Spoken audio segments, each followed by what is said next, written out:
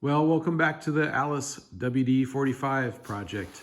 It's spring now in Wisconsin. I just fired the thing up tonight, drove it around, started up great, pulled it in the garage, and last fall when I stuck it in the garage or stuck it outside, I never really sorted out the shifter issue. I got it running good enough and had to get it out of the way. So over the winter time, I did some shopping. I thought, well, this thing, it's got the wrong shifter on it. I think it's a WD-45. WD shifters are straight, like this original one. So I got to looking on eBay, and I found a new old stock OEM one. There's the part number right there from Eggco Parts.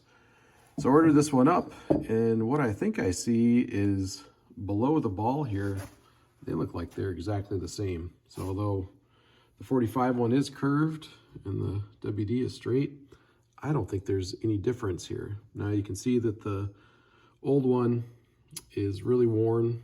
All the corners are worn off of it, whereas the new one it's a ball and it's machined fairly sharp and square.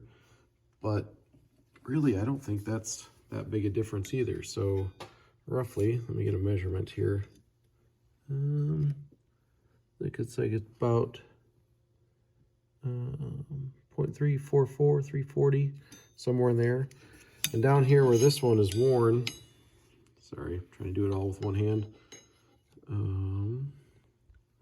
It is worn a little bit, so it's about, let's see, it's 328. So only about 12 to 15 thousandths narrower up here at the top. It is closer to 350, so old one definitely is worn. But let me put you on pause here. We'll go over and look at what's going on inside the transmission. All right, so looking down in there, I'm struggling to get the camera to focus, but you can see the little groove where the end of that shifter goes in.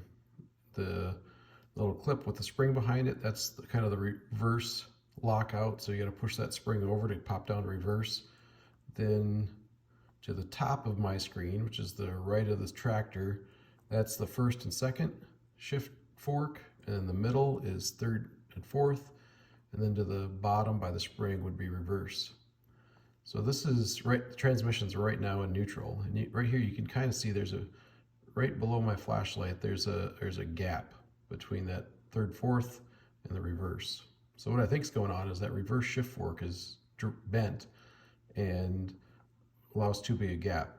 So let me shift it into first, and we'll take a look at that.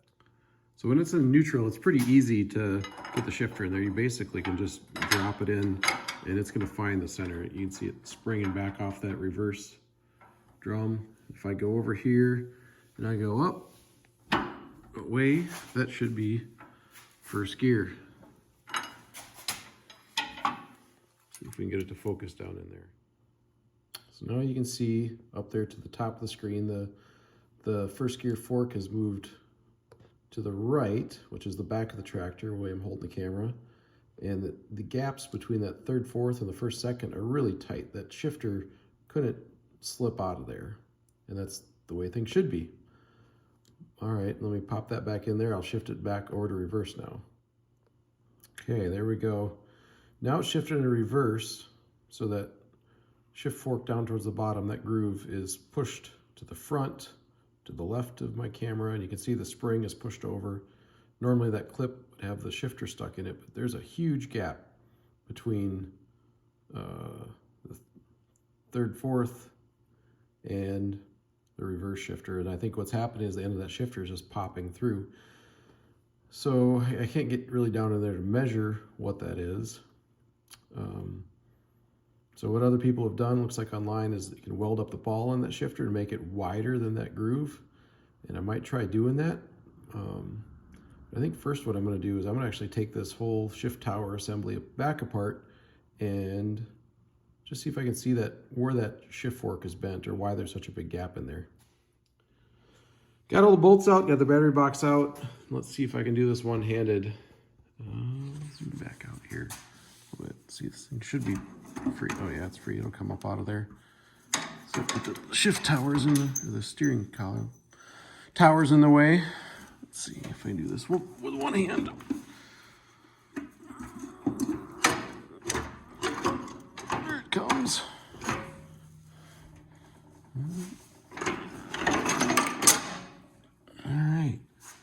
Let's go throw this on the bench and see what it looks like. All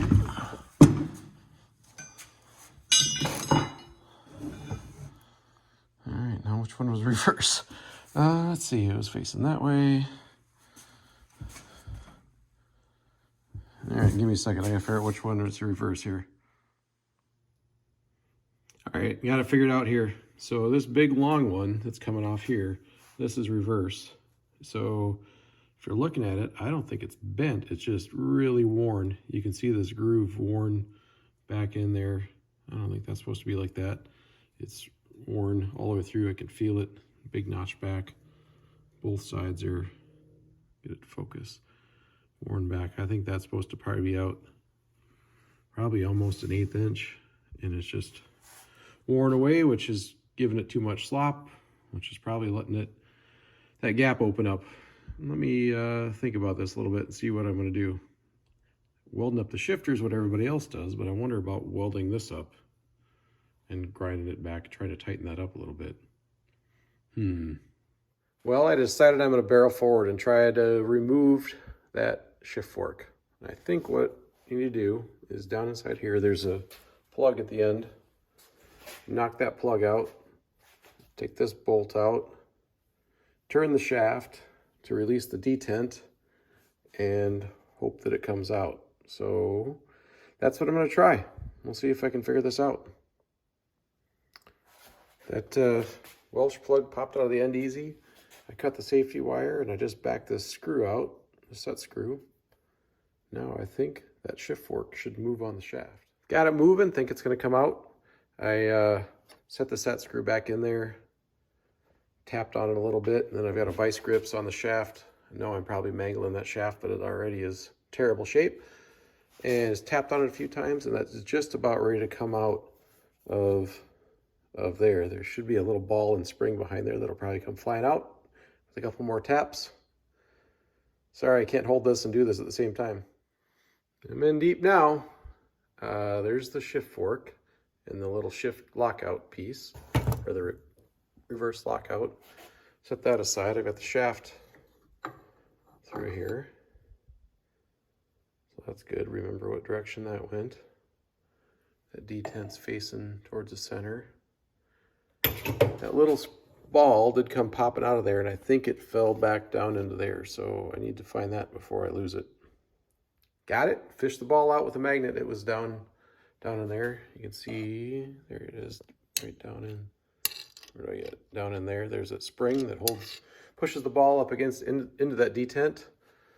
All right, now let's clean some parts up. I think let's actually grab this, walk over, and see how that fits on the reverse shift dog, reverse gear here.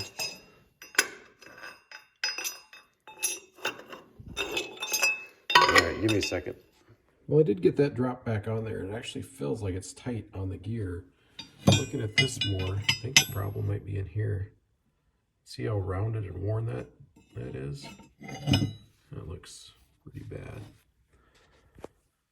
Well, I don't know if that's fixable or not. Let me do a little bit of eBaying and see if I can find a reverse shift fork that's not as worn out as this one is. Okay, next day here again. I fired up the little MIG welder and added some material to the shift fork, and I think it looks pretty good. I'm going to do a little grinding to clean it up, knock off a little bit of that extra material, but that should tighten it up. And then on the shift shaft, I stuck in the lathe and ran some emery cloth on it, cleaned it up the best I can. It's not great, but I think it'll work just fine. All right, I'm going to fire up the die grinder and try to clean this up a little bit. Here's what I've got. I sanded that down a little bit with a die grinder. It fits beneath that, or in between that new shifter. A little bit of clearance, but not too much. I think it's good, ready to go back together. Now hopefully I can figure out how to get that ball and spring and detent all back together like it was. So let me mess with that for a bit. That actually wasn't too bad. What I just did is I took that Allen socket laying right there, held the ball down with that with the C-clamp and ran it down, and then slowly just tapped the shaft in from the end, and then quickly remove the C-clamp while keeping pressure on that shaft, and it popped right in there. So I think I'm good. Now I just got to get the set screw back in there, and we'll be going back together. Looks like we have success. If you look at, you can see my shiny, freshly ground part there with the spring, or the reverse lockout kind of on it. Nice and tight to that center 3/4 shift. I just stuck the shifter in there and ran it back and forth. Everything feels just perfect. So I think we got it. I think I'm gonna stick the old shifter in there for now. I might paint the other one later, but I'm gonna stick the old shifter in there with some grease and get this thing back together and out of the garage. Hopefully I can shift it without it popping out of gear and having to rip everything apart. Victory! Hardest part about this whole thing was pretty much getting that snap ring in there. Had to fight that for a few minutes, but it's in there. I'm ready to drop a new boot on and then reassemble the rest of this, and we'll get it out of here and wrap this thing up. It's gonna be a nice weekend. Maybe get it cruising around the yard here. All right, thanks for watching.